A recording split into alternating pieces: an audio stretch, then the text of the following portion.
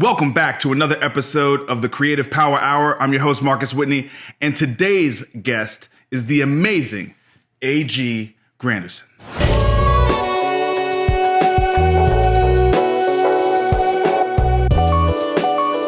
This is fantastic. Thanks for having me on the show. Yeah, man. Thanks for being here. Dude, you are a big part of why this even happened, right? Because you and I had lunch probably 2 months ago. Yep. And I said, hey, I'm thinking about doing a show. And you were like, you could do that, man. I recorded today's radio broadcast from my house. And I was like, okay. So it stripped away everything. I was like, okay, I'm gonna really start thinking about what do I need in order to put this thing together. And, here we are, man. Here we are, 2 months later. And how, again, goes to show people 2 months ago, you literally said, I'm thinking about doing this thing. And you guys, wish you could see this setup, this in here, all the stuff that's going on. Like, and then we talked about, you've been recording already. It's like, hold on, 2 months you're recording. Yeah. You learned all about this equipment. Like, it's not rocket science, but you do have to put the work in. You got to put the work in. And once you put the work in, you realize I can do this. Exactly. Okay, so I start off all these shows with an origin story, and you haven't even heard a show yet. You just subscribed, so you'll hear the first couple because they're going live right now. Right. But basically, I like to start these shows. It's an hour-long conversation, so I'd like to start it with the origin story. Where did AG come from? You know what I'm saying? And how did you become who you are today? Yeah, well, mine is from Memphis. I'm from Memphis, and I have a single mother. I have a single mother. My mother raised me along with my grandmother, my aunt, and we lived in a great neighborhood in Memphis. I'm proud of my neighborhood in Memphis, proud of the people that I grew up with. I still have amazing friends from high school and that I met in early college that continue to help me and shape me and keep me grounded. Because, we call it checking. Because, no matter how big you get, if you're from Memphis, you're going to get checked. Yep. And so people going to check you and make sure you know you're not getting too big. But I was, started off elementary school and junior high being a okay student. High school, started working, could have done better. Then brought it on home, made it to TSU. Okay. White Station High School, stand up, Memphis. And I got to TSU, and man, I kind of, my senior year in high school is when I kind of came out of my shell a little bit. I was always a happy kid, and I was always a hard worker. I started working as soon as I turned 16. I wanted some money in my pocket. I started working at Crystal. Because I knew that, we weren't a wealthy family by any stretch of the imagination. I had everything that I needed and many of the things that I wanted. But, you want some more. Your mom can buy you Nintendo, but I had to have all the games that I wanted. Right. She couldn't buy them as quick as I wanted them. Right. So I had to go and get a job if I wanted to do that. So I remember going to get a job 16, month after I turned 16, going to Crystal and getting a job, and ever since then, man, hustling. That was I didn't have a father in the household. Did you like working? Like once you got that first job, cool were you like? Yeah, I was cool with it. I never had that feeling of, of course, you have the FOMO feeling sometime when your friends were going someplace and you couldn't go because you had to go to work, so you were mad because you were missing out on that. But for the most part, I did not enjoy working because I understood that when you work, you get paid. Yeah. When you don't work, you don't get paid. Right. Do I like getting paid? Yes. So I must work to do that. I mean, it was a very simple equation, brother. And it was one of those things that my mother never had to really talk to me about why you have to work and the importance of it. She never pushed me into getting a job. It wasn't anything like that. Yeah. She knew when I was approaching 16 that I was going to get a job. Yep. Because all I did was came home, did my homework, go outside, shoot some ball, come back. And I'm like, this can't be life. That can't be it. This can't be life. Right. So, and ironically enough, it's so funny because that happened to me again later in life. That I never put two and two together. That actually did. That epiphany happened to me again in life and gave me another plan that I ended up doing. Well, I might as well share. So I made that epiphany at 15. I'm going outside. I'm going to school, coming back, shooting ball, going to sleep. Can't be life. Let me go get a job. I like money. I want to get my money, go to a job. Later on in life, when I actually was working, my first job, I was working, going to finish school, got a job, 8 to 5. Coming home at 5 o'clock, sitting on the couch watching TV. Or I go to the gym, come back, now it's 8 o'clock p.m. I'm like, right. So this can't be life. Right. I'm 22. I'm like, this can't be life. So I quit my job, went back to get my MBA. Okay. So I was like, okay, this is, and I was doing radio at the time, so I had enough going on at that point. It was because I knew if I wanted the money, I like to spend money. I need to get money. If I need that, I need to work a little because I don't want to make this money I'm making now. Let me go ahead and do what I need to do to make some more. Now you just slipped in there really quickly. You was doing radio. So did you start radio in college? Is that where I started radio in '97 with an internship? There's a class that you have to take at TSU, and went to Tennessee State. Dr. Page, who I believe they said either just retired this past year, and I've been gone from TSU for 20 some odd years. Wow. But he just retired. But he got a class, it was an internship class. You had to take it in order to graduate. Okay. And so I actually interned at 92Q here. Okay. And, all right. So I interned there, and actually my direct report, who was the marketing director there, is actually Jasmine Sanders, who's on the D.L. Hughley show. She co-hosts the nationally syndicated show, but she was the promotions director at the time. Okay. So she was the person that I again chimed into, and then she left to go and do again amazing things in New York, and now with nationally syndicated show. But that was '97. So my origin story for radio was kind of funny. '97, I started interning, and there was a wonderful guy that was a general manager at 92Q. His name was Jim Kennedy. Okay. Short, white guy, really, really, really soft-spoken, hilarious to me, but he talks slow, just really short guy, who's somewhat quiet in the way he talks. And Jim, so I finished up my internship. I was graduating May 8th, 1998. May 8th, I'll never forget that day. Okay. May 6th, I believe it was. I walked into his office and I said, Jim, I appreciate it, man. My internship's done. Thank you guys, man. I had a wonderful time. I hollered. He said, well, HE, you, if you want, you can have the Saturday mix show. What? I said, all right, Jim. Well, I appreciate it, man. So I'll see you guys next Saturday for the mix show. He said, well, that's the thing. If you want it, I need you this Saturday. I said, but I graduate this Saturday, so I want to, go hang out and, kind of graduate from college. He was like, well, you have a decision to make. Wow. So the night I graduated, instead of kicking it with my friends, the mix show was from 10 p.m. to 2 a.m. Wow. So that was prime kicking it. So and there's only one graduation day. I had one graduation day in my life, but I also had this one shot be on the radio. Wow. So I had to make that decision. So I literally, look, we didn't do it about your training back then. I had seen the board working. I've seen the board work, but I didn't exactly have somebody say, this is how you do this is how you do that. So literally 10 o'clock that Saturday, I walk into the studio for the first time. The guy that was on before me, his name was Rick Walker. Rick was like, hey man, so great, first day, all right. Now mind you, it's like 9:50. He's packing up. All right, man, so you lift this up and you move this up and then you press that, do that. All right, man, have a great show. So I'm standing there at 10 o'clock, I'm like, so my first break hits and I put the levels up and what's up, it's your boy AG. I'm going. Yeah. And somebody called and was like, dude, you couldn't hear. What did you say? and I was like, what are you talking about? I just slammed that break, man. It was off the chain. It was like, but we couldn't hear you. So I had to go to another studio, to another jock. And he came in and I said, man, this is how the board was, man. I hit the button, I moved it up. I mean, I said, have a good show. And he was like, but you didn't turn the music down. so I'm just yelling over music. Nobody's hearing anything I'm saying. I'm just drowning into the mess. Okay, crap.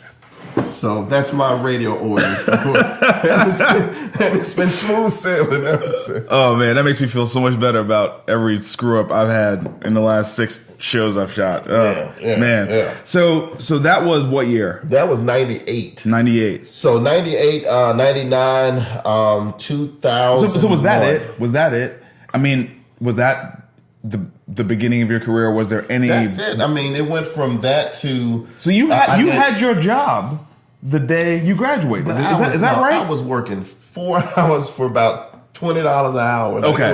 That wasn't it. That wasn't the career. That wasn't it. Got it. That was what I did at that moment. So they gave me the one show. Now, mind you, during that time, I was working as well, and here and there, and then I'd done, telemarketing. I sold everything from lawnmowers for Sears to portrait studio bookings. I was doing all of that, and even through college, I even served tables out at Opryland. I did that. Wow! Oh, man, I was a hustler. I was emceeing parties. Yeah. I never DJ'd the parties because back then, this was before you could walk in with a laptop and your controller and do a party. No, you had to have the 2 turntables, some other dude with about 4 crates.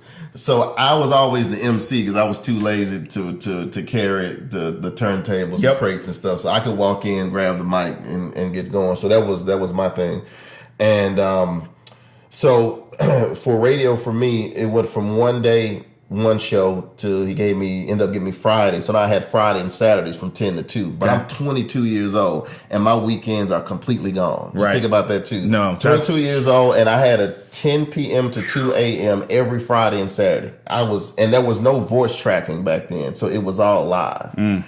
So that was interesting. I did that for a while and then I got a call that there was a new radio station coming into the market that Clear Channel at the time, iHeartMedia now, was flipping 101.1 The One.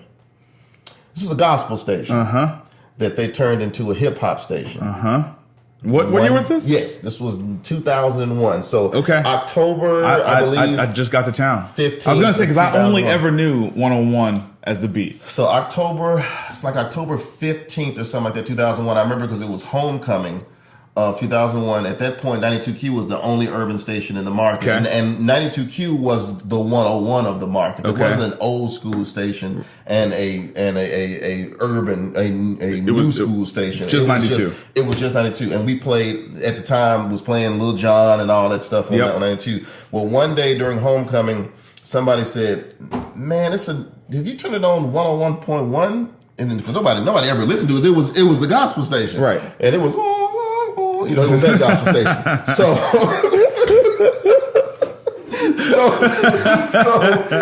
So imagine going, stop your fingers, do the stand. It went, and like in one song to the next, they flipped the switch from to Lil Jon. What? Yeah, what?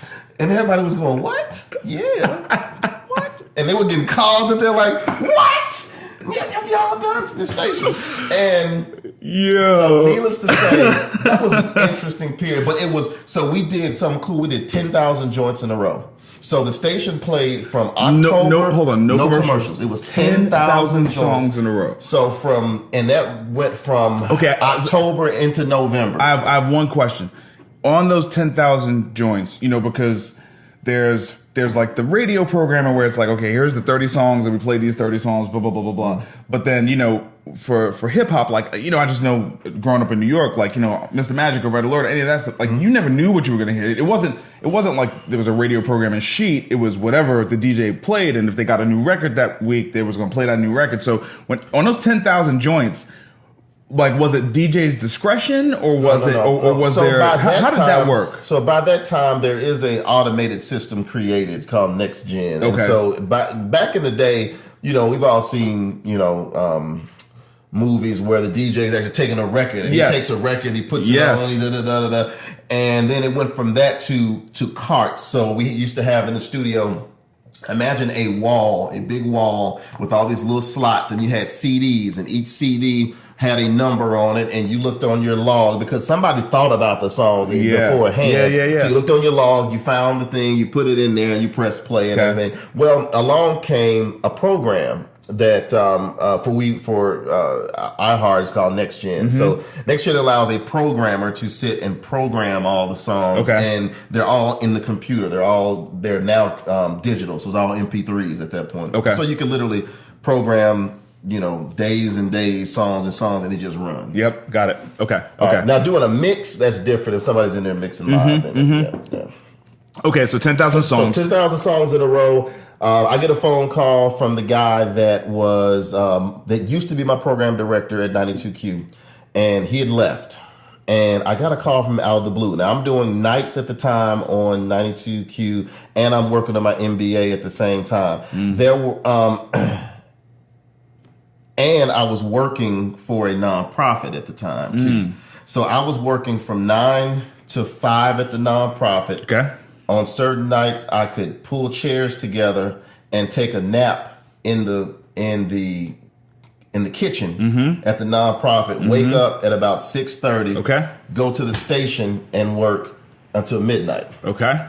That was my day, and I did it every day. Okay. Except for the days I had to go to school. So some days, as I was getting toward the end of the MBA program, I explained to my teachers what I was doing and how I was trying to get it done. They understood. I could come to class. Sometimes I could turn my stuff in. But anyway, with that said, I get a call one day, and this is I tell this story to people all the time about crapping on people on your way up or down. It really doesn't matter. One of my program directors that we never officially didn't get along, but we battled a lot. Yep. And he called me out of the blue. I hadn't heard from him in a year since he left. And he was like, "Hey, G, there's a new station coming across the street." That's how they term it, across the street. And whenever there's another competition coming. So there's a station coming across the street, and they need somebody to do nights. And when they asked me who they should pick, I said, "You." I was like, "For real?"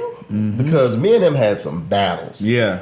But I always say that the battles that we had were so respectful in retrospect. Yeah. Because I could go in his office, we could disagree. I'm, 20, 21. I know everything in the world at this point. Yeah. He knows nothing. He's older. He knows absolutely nothing. You don't know what the young folk want. You don't know what the young folk want. I know what they want. I get the people what they want. And he wouldn't let me do it. But at the end of the conversation, we would always be like, we argue, clash. Yep. Like, all right, Sam, I'll holler you later. All right, man, AG, talk to you later. It was like, that's how it ended. Right. We would battle, and then it was like, it's not personal. All right, man, I'll see you later. So fast forward, then a year later, he says, they asked me who to get for nights, and I told him you. I was like, wow, man, really? With the battles that we had, you told him me? And he was like, yeah, man, and I'm going to tell you why. This was a great lesson for me. He said, because when I left, the people that I still cared about and talked to in the building, when I asked them about you, they told me that you, no matter what, never said anything negative about me. I didn't know who his friends were, who they weren't. It was just, it wasn't really in me to be going around talking about people after, behind the back and stuff, but I learned a really valuable lesson. You never know who knows who, who's friends with who, you never know. So whenever you're talking bad about someone, especially around a group, and you got some people ear hustling you and not knowing, again, that you're even listening in, you never know who knows who, man. And that actually propelled me to now. 2001 is when I was hired at 101. It has been, now it's 2019, so I've been there for 18 years. So 18, 19 years ago, I guess you could say at this point, I learned a lesson that's still benefiting me to this day. It's incredible. That I didn't even know that I was doing. It was just a part of me. I mean, that had to be something like, I feel like those kinds of lessons you learn in the house, in childhood, like those things you see, and you see someone else do it, and that's not something I want to be associated with. Or that's not something I want to do. I'm not going to feel, authentic doing that. Because my mom is there. When we grew up in the church, my cousin, my mom, my aunt, we grew up So I saw uncles. I had, again, fatherly figures in the church, but I didn't have one in the home. Yep.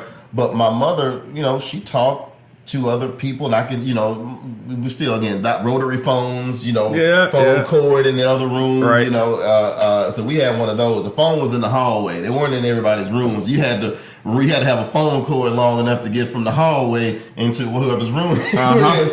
And then with the doors open, our house was small enough you could hear anybody talking about anything. My mom was that way, though. My mom was definitely is still to this day. I say was because I'm not in her house right now, but she's definitely a bring people together. Going to tell you exactly how she feels about something. She's not going to mix her words. You're not going to not know where you stand with her. That's one of those things, but it's not an unnecessarily talk behind your back type of thing. It's very different. It's a very different thing. And you don't think about it at the time, like you said. It's just something that you'll in retrospect say, yeah, you know what? I don't remember her talking about so and so, to my cousin, or talking about this person. If she does, it's in a I hope I could help her, or how can she be helped, or something. Right. And I love that about her, and that's something that you do kind of grow up hearing and not even recognizing that it's there.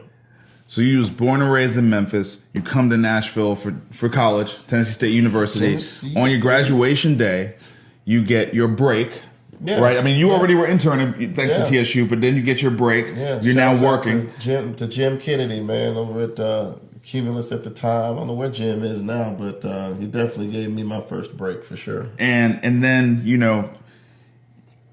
as things are developing in the city, right, an opportunity opens up. You take that opportunity. When I think about the last 18 years that I've been here. I keep wiping my nose too. I got this little cold I'm trying to get over, but we're gonna work. Y'all forgive him. Work them nasty hands. So when I got here, man, your name and your voice for me was synonymous with hip hop and R&B in this city. You know what I'm saying? So it's crazy that we become friends, and we're here doing this show, because for sure, your voice and your name was sort of bigger than life. You know what I'm saying? Especially for someone like myself who moved here. So and it's been humbling, because I go to speak at kids, go to schools now and speak, and the conversation is different. It used to be, all right, ladies and gentlemen, welcome AG, and the kids, AG. And now it's not that I don't get that. It's that, especially if I'm talking to a smaller class, they'll go, hey, are you AG? Yeah, you sound just like that. My grandmama used to listen to you. Dude, we are getting up there. We are. I mean, when you've been on the air in the same city for 20 years, you kind of get to know some people. So over the course of those 20 years, right? I mean, you didn't just stay behind the mic and behind the booth, right? You brought that energy out into the city, out into the nightlife. Talk a little bit about where that came from. Were you throwing parties in college? Were you where did it come from that you said, I'm going to take what I'm doing here and expand it into, bringing the culture together with real life experiences? So while I was in school, I started volunteering as well, as I was really big, as far as I can remember, on I liked helping people. I still do like helping people. So the 100 Black Men here had we're starting a group called the Collegiate 100. So it was a group of young men in college, MTSU, TSU, and around, that wanted to give back by helping the young men that they were mentoring. So I started with that. That was in 95 that we started working on that, and it became an organization, and then it became a national organization, the Collegiate 100. The Collegiate 100 became a national organization, and so I was the vice president of that group, and then it eventually started actually working for the organization around 97. I was actually working part-time for the organization. Fast forward to 2002, I became president and CEO of the organization. So I actually, between that time from 97 through 2005, 92 when I was working for them in some capacity, in addition to doing radio, in addition to doing the clubs, in addition to working on my MBA. Yeah. All of those things were happening at the same time. Again, if you're not willing to put in the work, don't try to get, the blessing that comes from it. So I was just literally, I was just going, man, because it's like I knew what it felt like in 98 when I was going to work, coming back, sitting on the couch at 5 o'clock. Because again, my radio show was only one day a week for 4 hours. So that wasn't that big of a commitment. Right. But going to work at 8 o'clock, coming home at 5, it just wasn't fulfilling me. So I just decided to just fill my day up. Okay. Again, 22, 23 years old, man. You got no kids. Yeah. You got nothing weighing you down. Right. You've got to be taking the chances, man. Right. You've got to be out there doing some things unconventional. Don't leave your life in a position that you can say, I coulda, shoulda, woulda, man. You've got, people talk about going to, I want to go to LA and try to, go to LA. 22, 23, go. Bro. So what if you fall on your face and I'm having to come back home? You broke now. Right. So what did you lose? What did you lose? Go out there. I can't tell you so many guys I encourage to go and do that. And if they came back here, you could come back here with a level of satisfaction knowing that you gave everything. 1,000%. But so all those things going on at the same time, and again ended up working for the same nonprofit through 2008. So I been on the radio 20 years. At that point, I was working for that organization working or volunteering for 13 years. Okay. I just really believe all of those things put together create this guy, because I feel like I've had probably, that's a lot, man, 4 different careers in 42 years. Again, between radio for 20 years, I was a nonprofit exec for at least 10 out of those 13. Then now having the bars and the clubs I've had since 2010, so that's going on almost 10 years. It's a lot. Yeah. But it has gained me so much, like you said, getting to know cats like you, man, that are out here doing different things outside of my little comfort zone. Radio is my comfort zone. I know people. I know I do events. That's my comfort zone. It's time to start getting outside of that, man. And I'm ready for that challenge. What was your first major event or first major venue? Because I know of at least 3 that you've done, but what was the first one? The first one is I have no. So going back to 90, and I did stand up for about 5 years. Hold on. You threw stand up shows, or you did stand up? No, I did stand up for about 5 years. Yeah, I tried that. I know I sucked. I sucked ass. I need some. But you did it for 5 years. I did. I sucked ass. It was fine though, because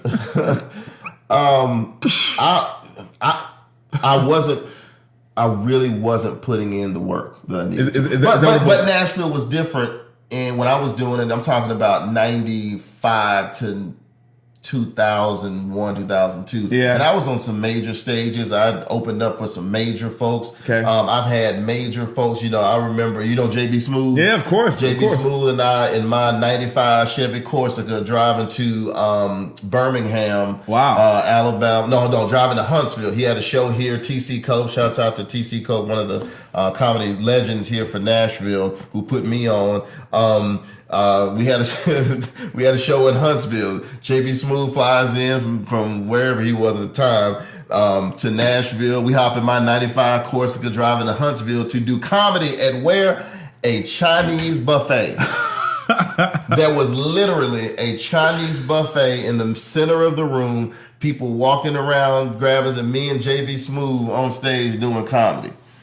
Yeah, that's how long ago. Man, the stories that you hear stand-up comedians tell are like, there's just like no, basically like if you think your career is hard, you think your career is hard, you just need to go on the road and try stand-up comedy for a year. You couldn't write it. Getting the type of, here at Tiffany Haddish now. Right. Tiffany Haddish 4 years ago was sleeping on somebody's couch. You know what I mean? And it could happen like that. You think that Soulja Boy was right. I never thought I'd be able to say that if you've been following that whole Soulja Boy thing, man, the interview and stuff on the Breakfast Club. He's right. He was one of the first people to really blow up off of, the internet and the power of YouTube and that type of thing. Yep. And not that comedians haven't, but there have been so many comedians that have literally just had to get out there and do the work. And I get excited when you start talking about stand-up. That was one of the reasons why I started Jazz and Jokes. I just had a passion or have a passion for comedy. Yeah. I really do. I didn't realize that. I was like... Man. I have a deep passion for comedy. I can tell you joke. You can name a comic. I can almost give you one of their jokes. I pride myself in being somewhat of a student of comedy. I help you punch out stuff. I can help you write stuff. I love everything about it except for my particular brand of doing it. So I don't do it.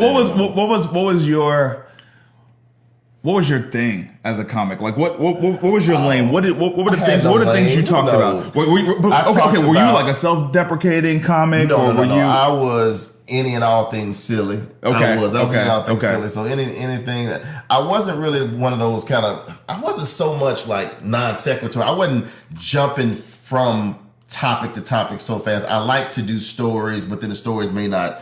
Go there. But then I was 18, 19, 20 when I started. Man. So I was doing, I was doing the same, banging jokes and right. I mean, you didn't have that much life experience, so like you didn't.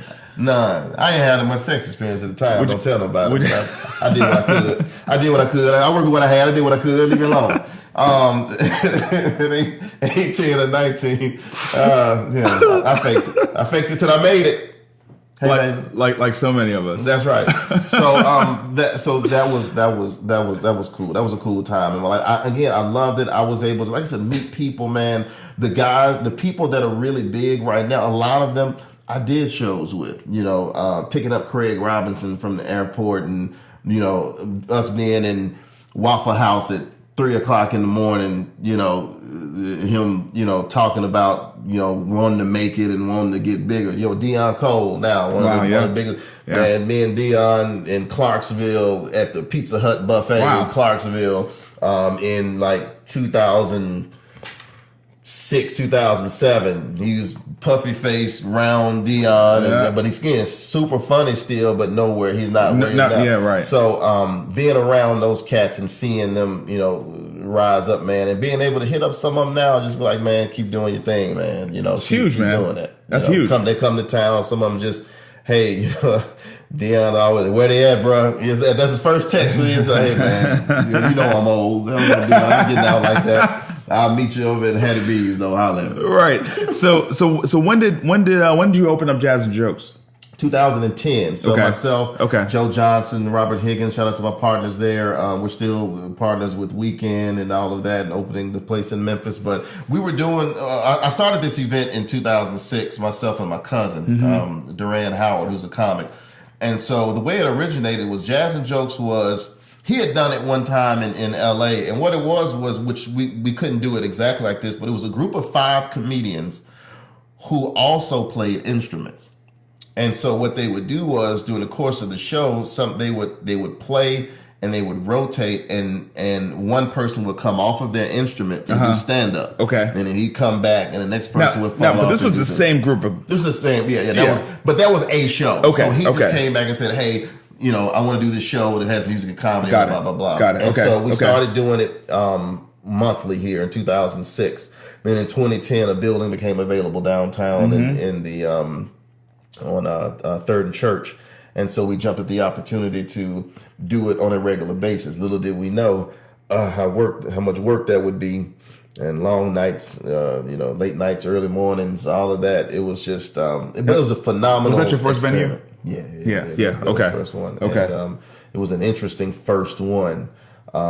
Having had no hospitality experience. I had never served a drink. I had never made a drink. I didn't know anything about it. It was just I think I can. I think we actually.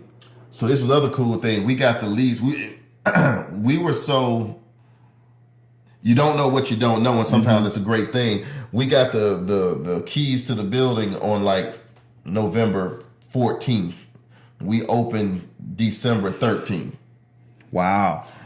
We renovated the building. Wow. Got our beer permit, got our liquor license, hired the staff, trained the staff, got our show, marketed the show, and was open in 30 days.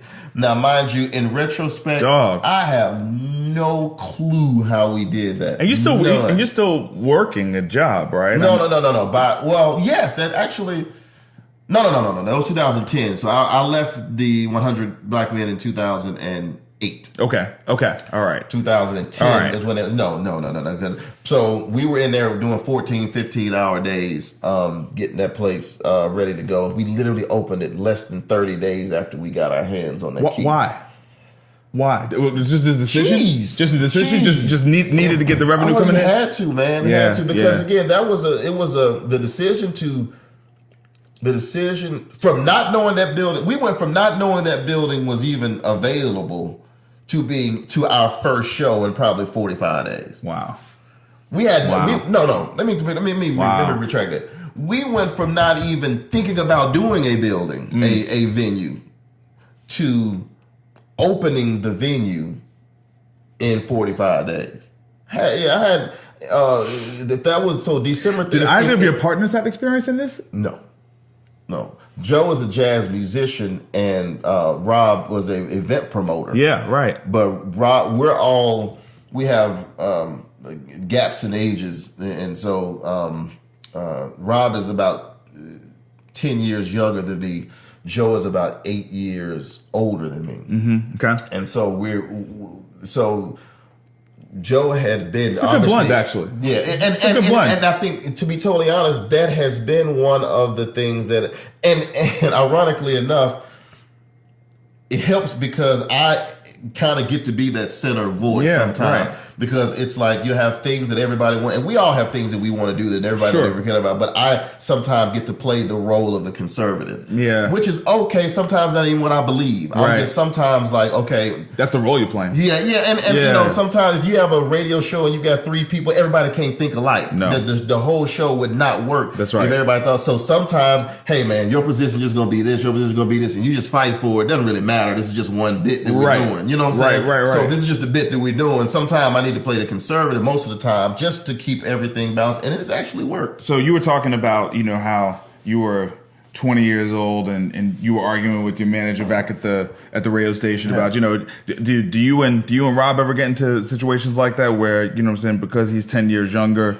he's basically like, dog, you don't know what's going on, you know what I'm saying? And you're like, absolutely. And sometimes I think we know each other enough now to know there are some times when you say something, or he'll make a statement about something that he wants to do, and I'll argue, I'll push back on it, and I'll know when he really believes that, or if it's something that he thought of but really hadn't thought all the way through in the way that he fights for it. Okay. All right. And so if he really fights for it and goes back, I'm like, okay, you know what? He really feels passionate about that. And then I'll go back in my mind. I'll say, well, if you want to try this, it's fine. It's not damaging to the brand. It's not really going to cost us that much. So that's fine. Yeah. If that's what, and I'm not by any means the person that makes the final decision. But in terms of whether or not you're going to die on the hill in terms of whether or not I'm going to keep fighting it. Right.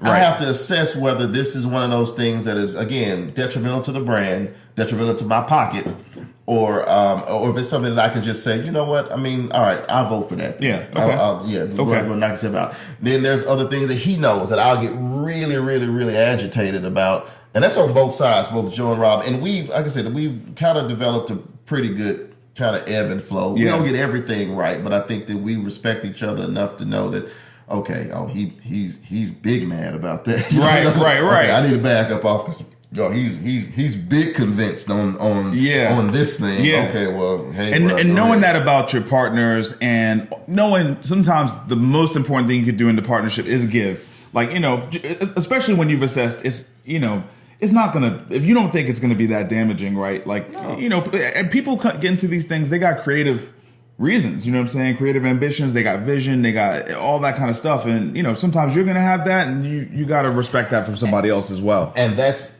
as much of a reason to concede, as you want to call it, or whatever you want to call it. Sure. Because you know that there's gonna come a time when somebody's not going to see your vision per se, and you're just going to need them to just trust you. Right. And there's sometimes even in a partnership where you can't even fully explain why you feel so passionately about a particular thing. There's just sometimes where you just have to say, bro, I just need you to trust me. I know you don't see it. I know you don't get it. I know you don't understand it. It's not really something that's in your wheelhouse. It's not in your purview. It's not in your face all the time. He tells me a lot of times, because I'm not out and about as much as he is, he doesn't, some of the decisions that we make affect him negatively. Him being Rob may affect him negatively because he has to see a lot of these people and I don't have to see them because I do the day work and not really the night work. So I have to respect that. I have to say, what, I don't agree with it. I don't agree with letting, these people in. I don't agree with letting this dress code go. I don't agree with doing this type of event, but you know what? I get it. Yep. I get it. So I'm going to, let's do it. Let's watch it. Let's make sure that we think it through so that whatever can happen, let's begin with the end in mind. Mm-hmm. All right, let me go with all the things that I think could happen, the reason why I thought it's a bad idea, and let me just see if I can chop away at my comfort level. Let me say, okay, well, if we're going to do this event, it's going to be 18 and up. I don't want to do it, but let's pull this dress code back. Let's add this security to it. Let's make sure the music doesn't do this. All these things that would at least give me some sort of comfort in knowing we did everything we could do to make sure something didn't happen. Yep. I don't like it still, but you know what? I get it. Yep. And let's try it. Yep. That's kind of how it works. Yeah. There'll be some things that I want to do, and he's like, dude, that's old. I ain't really old, and that's fine because I am older. The way that I think is going to be slightly different. Sure. But the big key is that we respect everybody, respects each other's right to have a difference of opinion. Now, Weekend has been pretty successful, man. I mean, I've been to several nights, and I don't think there's really another experience like it in Nashville. And now you just opened it up in Memphis, so what's that like, taking something that you created, in a city where, it's difficult to create an experience that's going to get over and then bring it home to your home city. You know what I'm saying? And B, to expand on a brand, right? To take a brand that you created and definitely has a vibe and a feeling to it, and now take it into another market. What's that like? It's a scary feeling, actually. Not because I didn't think that it would work, but because every business that I've had at this point has been in the city that I live. I'm 15 minutes away from any at any moment. There have been times when I've had to get out of the bed, literally, hey man, something happened at the club. All right, I'll be there in 15 minutes. I put my clothes on, I'm down there. That can't happen in Memphis. No. I've got to live here. So finding the right manager, the right managers, finding the right set of staff that I think know how to handle things. Maybe adding an extra person where I didn't really need 3 people. I don't need a manager, assistant manager here, but over there I'm going to have a manager, assistant manager, and a head of security so that he has his own set of duties and these two have. That's the scariest part of it. I've always felt like all 3 of us are from Memphis. Myself, Joe, and Rob all graduated high school in Memphis.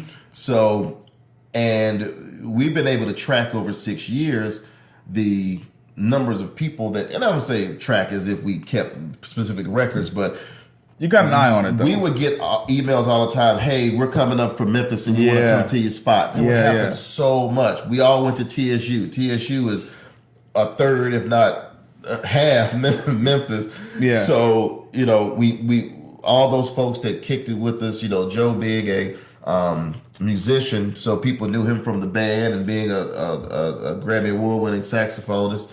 Rob went to TSU, so he had that younger crowd, and he does his Black Affair and all that stuff. I emceed parties the whole time I was at TSU and even afterwards. So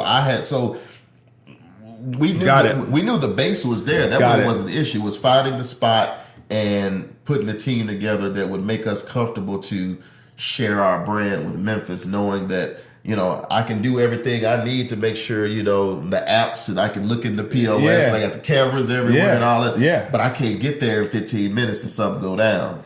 And that was really the hardest thing. So what? I mean, I know it's early, but what were the principles that you and Rob and Joe used as you I mean, look, I know you're from there. I know you know people there, but what were the principles you used to find that team, right? That you could feel.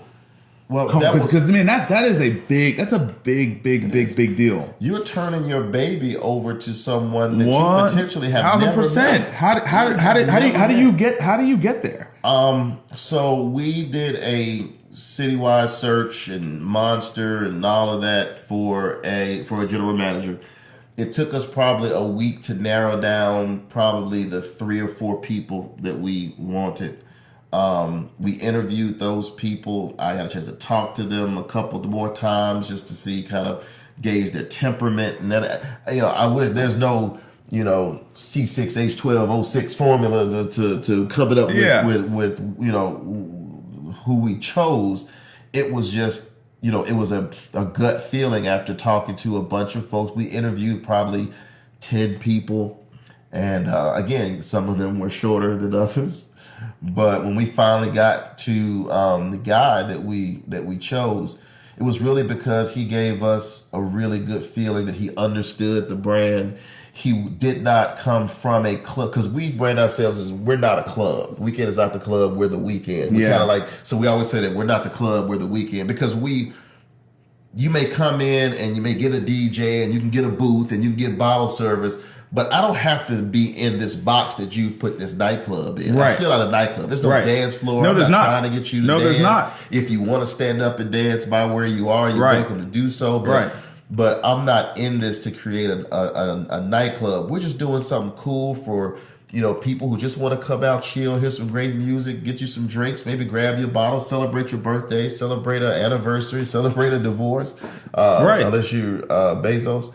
And just be, man, just be, and that's what we've been able to create. So this guy, his name is Daryl McCoy. He came to us from actually a national brand entertainment complex. Okay, we kind of stole him from there. Okay, all right. So he came with a level of corporate experience. So part of it was like getting somebody who you knew was proven. He came with some corporate experience that, as we said, okay, well, if we're going to take this show on the road, the level of individual that we need has to be somebody that eventually, if we want to do a number 3, that we can potentially move him into an operations or a regional position, to be able to then teach more places how to do it. So it's kind of getting forward thinking a bit, saying, okay, he's even a little more than you needed, right? Correct, basically, correct. I think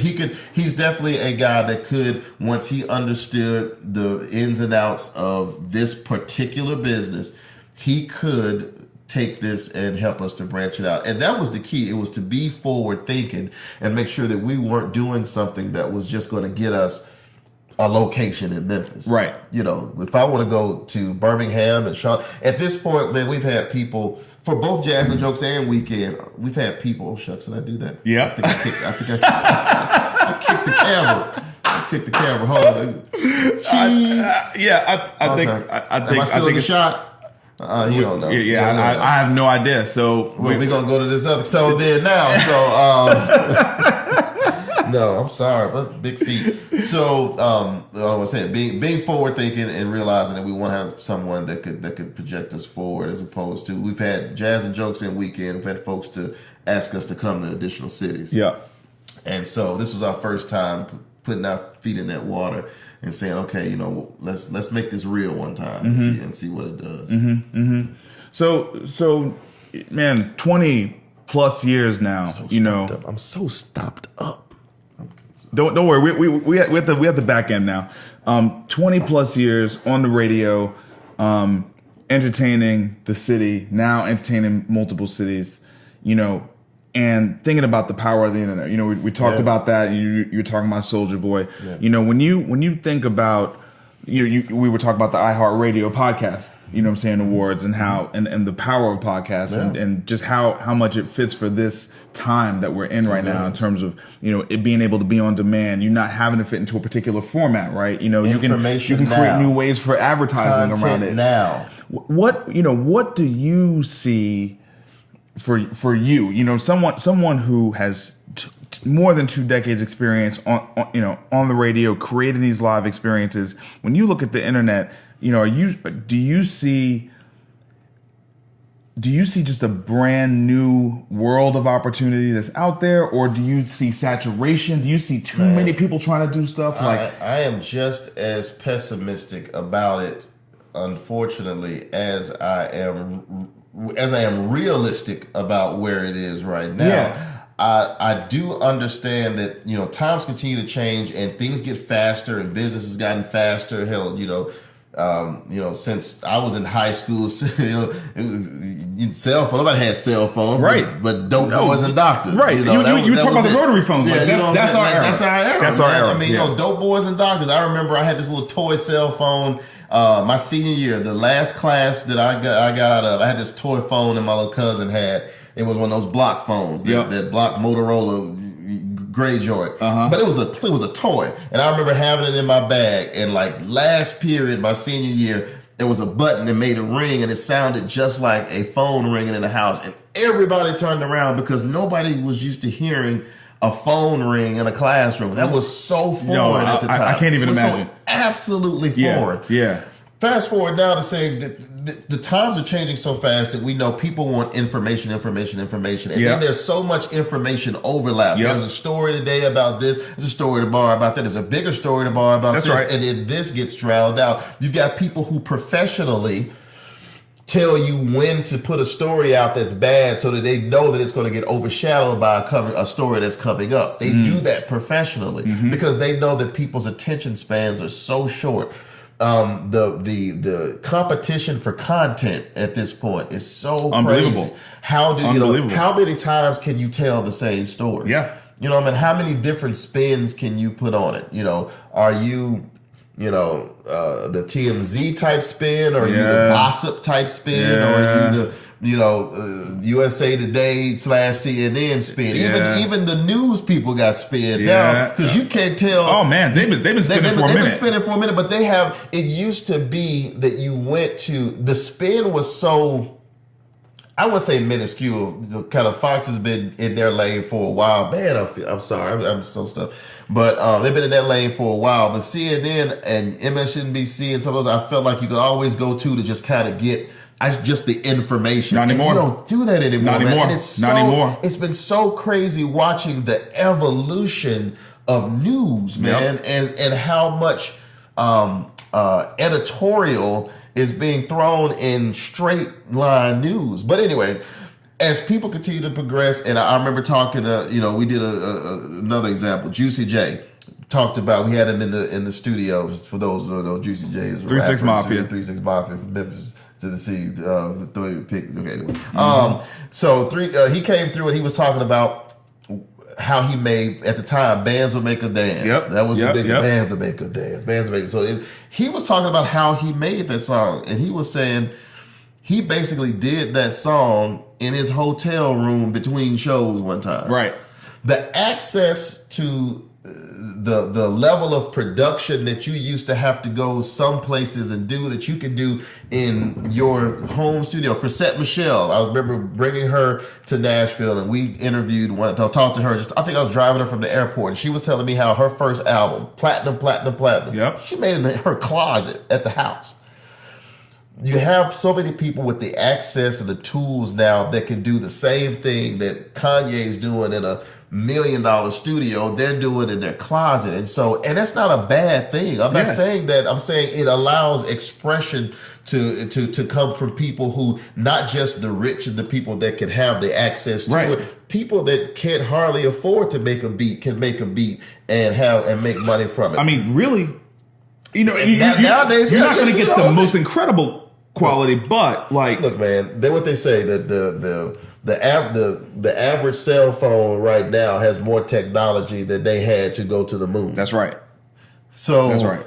So that you can make a record with your cell. I can turn my lights on from my house. Of course, I can make a record from my cell phone. So that comes with its advantages and disadvantages. And one of those advantages is that, again, it tries to level the playing opens field it up for those folks who don't have access to the studios and to the microphones and things like that. Opens it up. But it also saturates the market because now it's so hard to fish through the minutia. So hard. Everybody putting out podcasts and songs and things like that to find it. So everybody's battling for the same eyeballs. And when you do that, you lose some really good content in exchange for some people that got really popular real quick. And that's two different things. You've got those really good, Serial is a great podcast I listen to, and the Business Wars is a great podcast. And but you lose those to, sometimes to foolishness. And I'm not going to necessarily jump out and say which one, but you lose that sometimes to foolishness when people really should kind of be paying attention over here. But it's somebody that screams the loudest that gets all the attention. And then we tend to gravitate toward foolishness. Yeah, I was about to say. I mean, it's a nice commentary on us, though, right? At the end of the day. Well, because if you're looking at podcasts, that's why podcasts are so important. Because depending on how I feel that particular moment, when I step in a car or when I go to the gym, I may feel like being empowered. I may feel like I need some business sense. I may feel like I just need some escapism. I just want to hear some foolishness. I want to hear some bull about what Soulja Boy said. Yep. Maybe I want to listen to, maybe I've been hearing a lot about this, Steve McNair podcast. I love that podcast. That was awesome. Heavy. It was heavy, man, heavy. Then there's this Ear Hustle podcast I love listening to about the inmates in San Quentin. Then I love listening to Dave Ramsey. Sometimes I get in the car feeling super broke, so I want to listen to Dave Ramsey on my way home.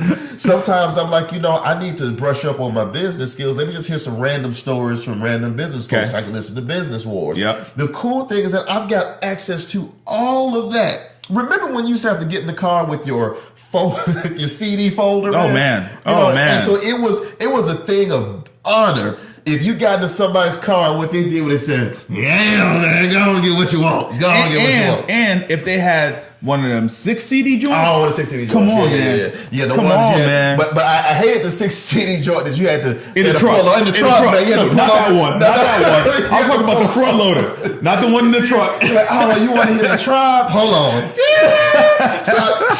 Oh hell, I didn't know you had to do all that to hear the Tribe. I just listened to this Mary J. and hear this Louisville. That's fine.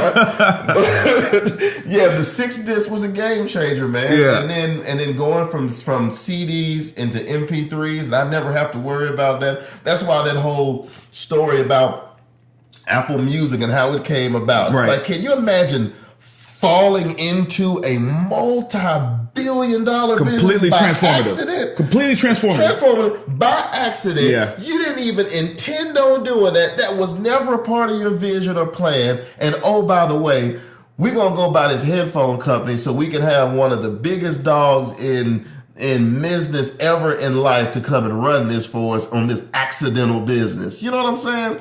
And if you don't know how that happened, you need to be listening to stuff like this. Like, it's not all about feeding what did Chris Brown do, what did, Sasha DeVille, all this, which is cool. That's what I have to do. I have to know this stuff for a living. Some of it I have to digest and really internalize. And that's cool. But the other times when I'm in the car, I want to hear about some business stuff. I want to know what else is out there, man. What other things am I interested in and don't even know I'm interested in? Right. And that's what podcasts and the access to people being able to create on, without having the $1 million studios and also the limited channels. It's not just the production piece; it's the distribution piece, right? The fact that you came in there, you were like, "Oh man, I didn't even know you were live here," and I was like, "Yeah, just go on Apple, put my name in, there it is." And the thing is, you're right there beside Snoop's podcast, beside Dave Ramsey's podcast. You could in a matter of a couple of days.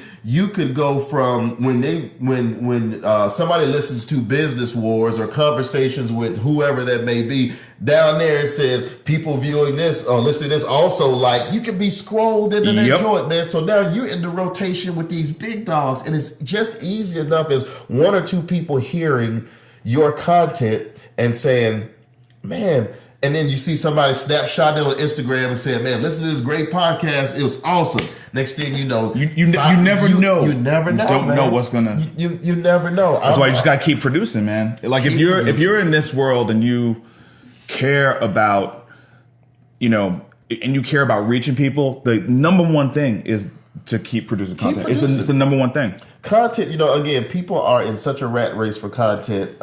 It's because everything changes so fast. And if you're in the business of being the outlet that people see and they want to hear the things I actually want to see first, you've got to get out there first.